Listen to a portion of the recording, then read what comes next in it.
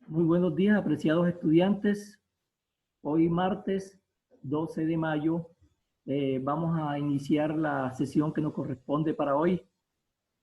Vamos a hacer una revisión de las actividades que estuvimos realizando en la semana pasada y luego yo les voy a explicar cómo va a ser la dinámica para que trabajemos las actividades durante esta semana. Bienvenidos, nos ponemos en las manos del Señor, que nos bendiga, que nos fortalezca, que nos lleve sabiduría, que nos abra la mente para que todos los conocimientos que vamos a adquirir en esta semana sean administrados de forma eficiente. Bienvenidos.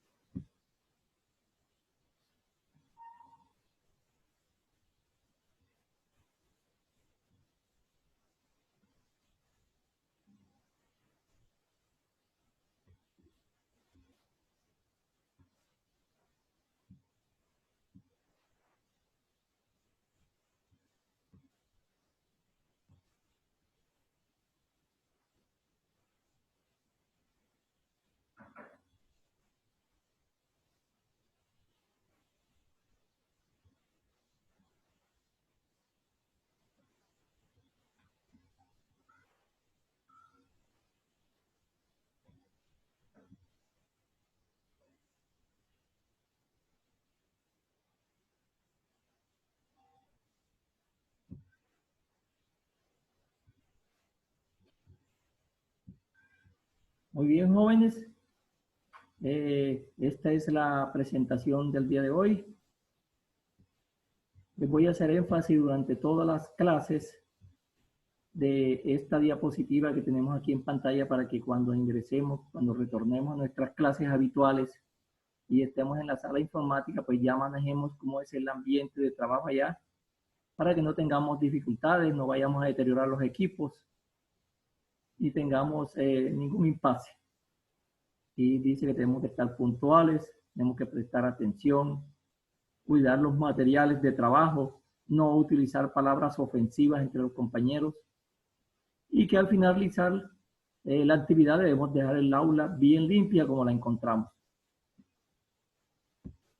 Bien, en esta primera actividad estuvimos trabajando las 5 generaciones de los computadores.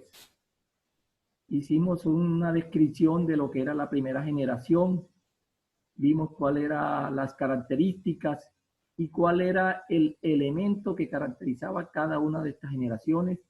Dijimos que la primera generación se databa entre los años 1951 y hasta el año 1958, que eran unos computadores que eran lentos, que ocupaban un enorme espacio, que producían mucho calor y que eran muy costosos, que un computador de estos aproximadamente alcanzaba a costar $10,000, que si nosotros traemos ese dinero a nuestro tiempo, sería el equivalente a 30 millones de pesos. Bien, esto es la descripción de la primera generación. Aquí les muestro las características que presentaba esa generación. Usaban tubos al vacío para procesar información, usaban las tarjetas perforadas, cilindros magnéticos, que se comenzó a utilizar el sistema binario, que fue un sistema numérico que trabajamos allá en clase, en el tablero, cuando ustedes hacían la conversión del sistema decimal al sistema numérico binario por 2 métodos, que uno era el de la división y el otro método que era mucho más fácil, que era el de la tabla binaria, que con ese no teníamos sino que sumar los bits o las celdas, que cuando las agrupáramos y las sumáramos nos diera el número que íbamos a convertir. Que hubo una computadora muy famosa en esa primera generación que se conoció como la IBM 650. Fue producida por la empresa IBM, obviamente. Usaba un esquema de memoria secundario y un tambor magnético, que ese tambor magnético es el antecesor de los discos que utilizamos actualmente. Pasamos a la segunda generación. En esta generación pues ya se fue reduciendo un poco el tamaño de los computadores también tenían un costo menor, que aparecen ya varias compañías, ya solamente no está la IBM fabricando, sino que aparecen varias compañías que ya producían computadores. Aparece una empresa que se llama la Borrus, que produce una serie 5000 de Borrus, y aparece la Atlas de la Universidad de Manchester también, que es una competencia ya de la IBM, y que esta segunda generación también presenta unas características que la identificaban. La primera característica es que usaban transistores para procesar información, que esos transistores eran más pequeños, más rápidos y más confiables que los tubos de vacío. Se desarrollaron nuevos lenguajes de programación para los que de pronto piensen ingresar o tengan la intención de ingresar a estudiar ingeniería de sistemas. Aparece un lenguaje que se ve en la programación que se llama COBOL, que en inglés significa Common Business Oriented Language, que es un lenguaje orientado a la parte comercial. Y aparece el Fortran, que es otro lenguaje que ¿cómo es? Si cogemos esa palabrita de Fortran y la dividimos, for significa fórmula y tran significa translation. Entonces, traducido quiere quedar como traducción de fórmulas. Ese lenguaje de Fortran fue creado inicialmente con fines netamente científicos, pero que luego se adaptó para fines comerciales. Aquí se utilizaban aplicaciones de preservaciones de líneas aéreas con el tráfico aéreo y simulaciones de propósito general. La tercera generación se describe dentro de los años 1958 hasta el año 1964. Las características de esta generación, una característica fundamental es que aquí aparecen los circuitos integrados, las pastillas de silicio. Aquí se crea también el famoso computador IBM 360, que fue uno de los computadores más famosos de la marca IBM. Dominó las ventas en esta generación de computadores. Y aparecen las características de esta generación. Aquí se desarrollaron circuitos integrados para procesar información. Se desarrollaron los chips para almacenar y procesar información. Los circuitos integrados que almacenan y recuerdan datos, ya que almacenan las informaciones como cargas eléctricas. Y surge algo que se utiliza actualmente que se conoce como la multiprogramación. Ya los computadores no solamente eran diseñados y construidos para realizar una sola tarea, sino que simultáneamente podían estar realizando múltiples tareas, como en la época de hoy, que un computador puede ser utilizado para comunicaciones como la que estamos haciendo ahora, puede estar realizando en un segundo plano el procesamiento de una nómina, de una contabilidad, etcétera, etcétera. Emerge aquí lo que se conoce como la era industrial del software. Aquí el software ya comienza a comercializarse de una forma industrial, de una forma masiva. Los computadores también comienzan a volverse más pequeños, más ligeros, más eficientes, y también se les va reduciendo el costo de estos computadores. Luego aparece la cuarta generación, datada en el año 1971 hasta el año 1988. Aquí aparecen los microprocesadores, que es un adelanto de la microelectrónica. Son circuitos integrados de alta densidad, una velocidad bastante amplia, bastante grande. Los microprocesadores de estos circuitos son extremadamente pequeños y baratos, por lo que su uso se extiende al mercado industrial. Aquí comienzan a nacer ya los computadores personales, los PC que llaman, que han adquirido proporciones enormes y han influido en la sociedad, inclusive en la sociedad actual, la llamada revolución informática. Esta cuarta generación también tiene unas características particulares. En esta generación se desarrolló el microprocesador, se colocan más circuitos dentro de un chip. El tercer componente de la memoria es operado por otro chip. Se desarrollan unos microcomputadores, computadores personales ya más eficientes. Se desarrollan también las supercomputadoras, que son las que son utilizadas en las grandes empresas, por ejemplo, en las empresas de aviación, en los bancos, donde se manejan los cajeros electrónicos, los cajeros electrónicos, etcétera, etcétera. Por último, llegamos a la quinta generación que comienza en el año 1983 hasta el presente año, el año 2020, el año del COVID-19, el año de las grandes revoluciones de la tecnología, de las comunicaciones, que todo eso tiene que ver con los computadores. Hay unas características principales en esta generación. Aquí se desarrollan las microcomputadores o los computadores personales, ya muy pequeñitos, muy eficientes. También se comienza a desarrollar una generación de supercomputadores. Otra característica es que se desarrolla la inteligencia artificial. La inteligencia artificial tiene que ver con el campo de estudio que trata de aplicar procesos del pensamiento humano y que son usados en la solución de problemas en los computadores. Ya los computadores tratan de acercarse más al pensamiento, a las habilidades de los seres humanos. Aparece la robótica también en esta generación. La robótica es el arte y la ciencia de la creación de robots. ¿Saben qué son los robots? Que son sistemas de computación híbridos, independientes, que realizan actividades físicas y actividades de cálculo. Están siendo diseñados con inteligencia artificial para que puedan responder de una manera efectiva a situaciones no estructuradas. Aparecen también los sistemas expertos. Son muy utilizados en la policía, también son utilizados por los hospitales, por las clínicas, para predecir inclusive dónde se pueden producir brotes de determinada enfermedad. En estos momentos se está utilizando esos sistemas expertos para predecir dónde pueden presentarse brotes del COVID-19, para tratar de lanzar unas estrategias, unas ofensivas para prevenirlos, para contrarrestarlos. También aparece algo que identifica esta generación, que son las redes de comunicación. Si no existieran las redes de comunicación, no existiera el Internet, no existiera el Zoom, no existieran estas comunicaciones asincrónicas que estamos utilizando nosotros en este momento. Y los teléfonos, la telefonía también estuviera un poquito relegada. Estas redes de comunicación lograron el avance de muchas áreas de las ciencias, del software y del hardware.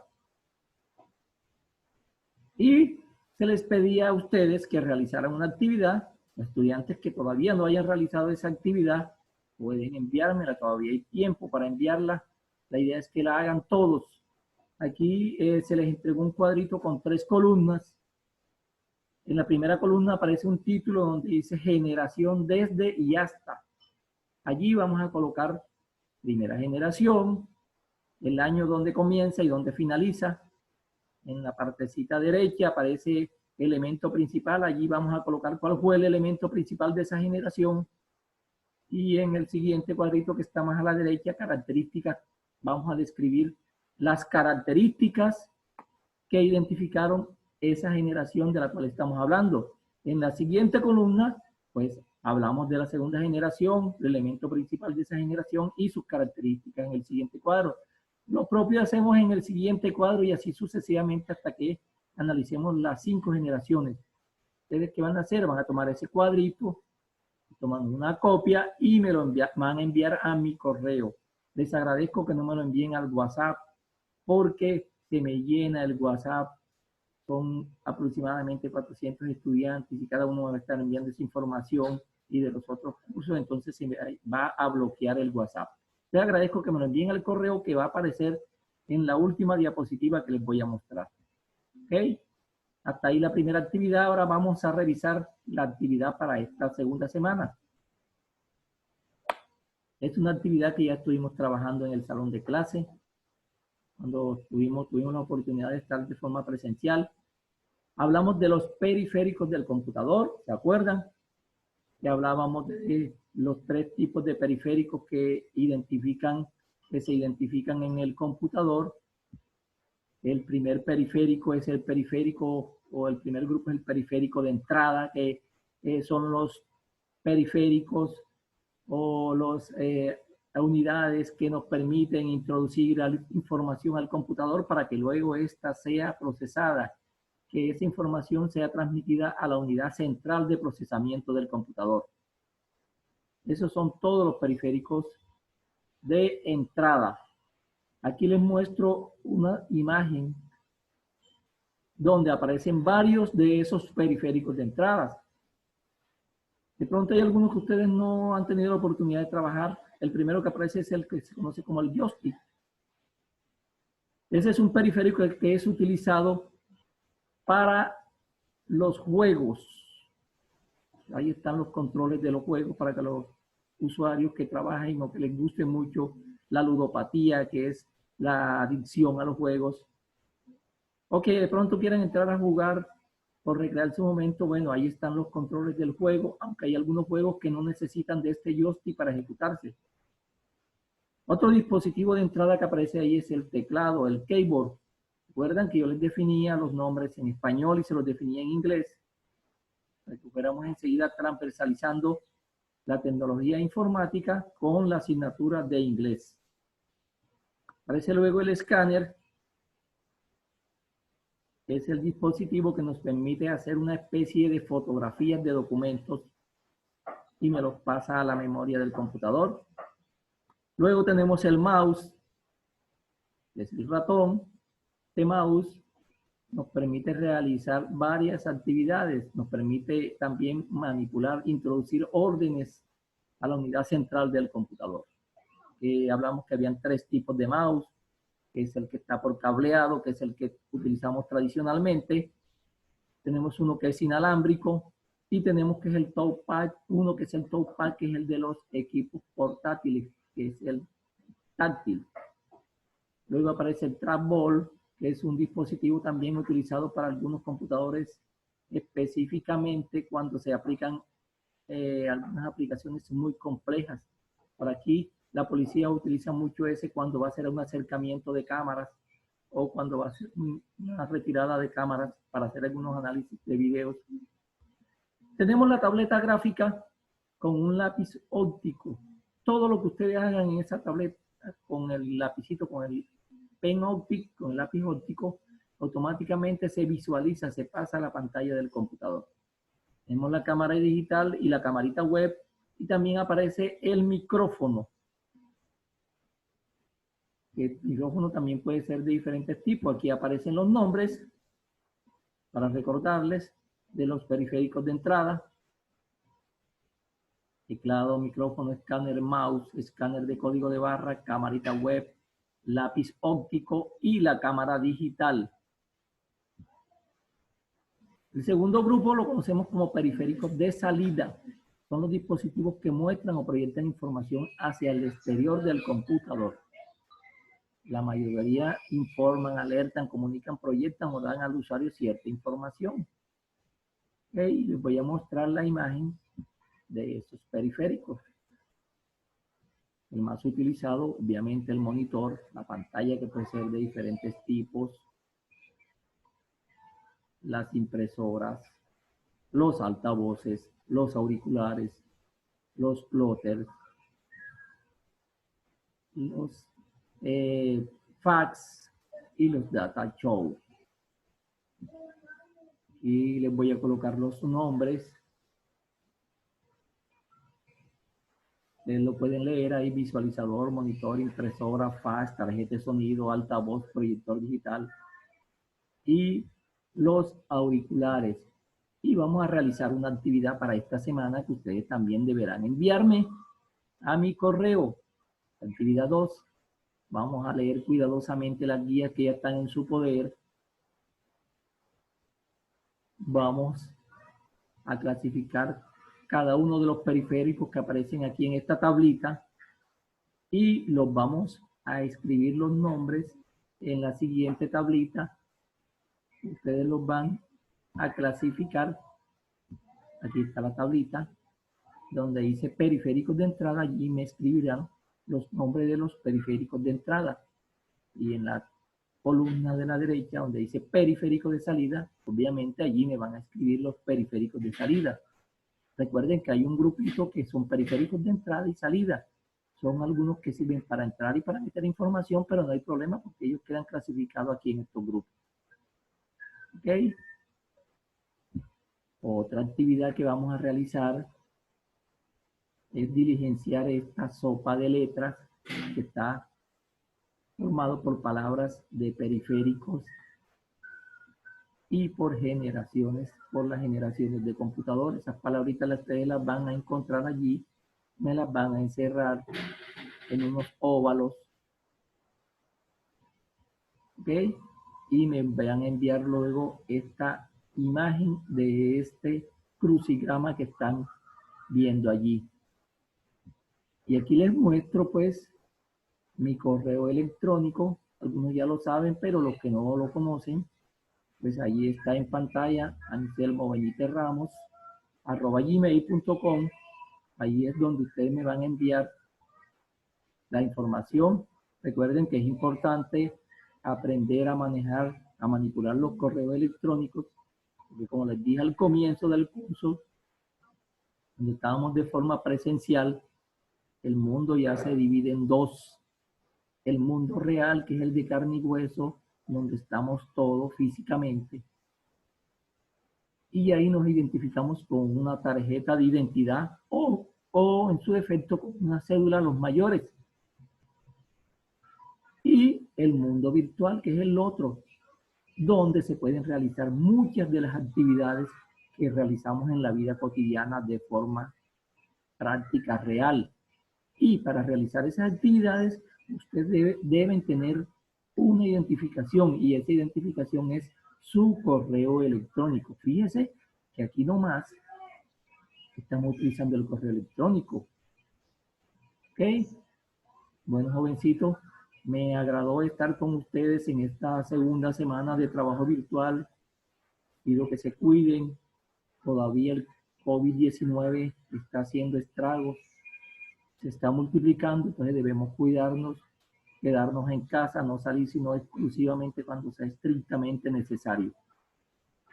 Les doy las gracias, que Dios me los bendiga y nos vemos en la próxima semana, en la próxima actividad. Hasta luego, jovencitos.